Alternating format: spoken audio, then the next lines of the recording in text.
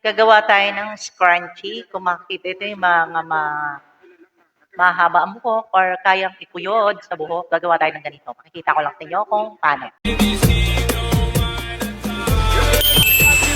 So ayan, mag-prepare kayo na 24 inches ang haba na tela at 5 inches ang lapad.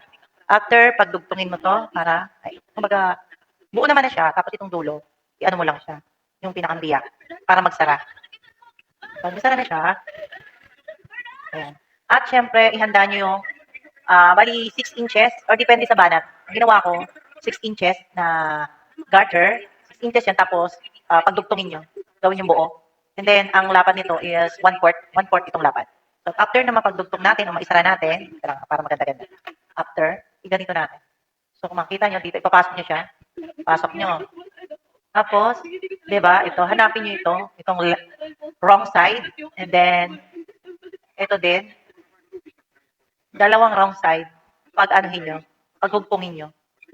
Tapos, ayan o, magkapatong yung right side. Ayan ha. Ayan o. Tapos, tahiin natin.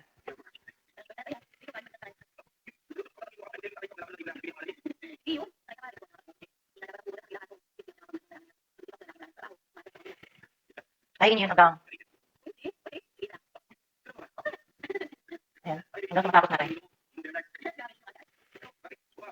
After nyo, kailangan magtira kayo ng maliit na butas para sa pagbabaliktad. Itira nyo yung itira nyo. So, ayan, nagtira ka ng konting butas. Ayan o. Tapos, para madukot mo yun, dudukutin.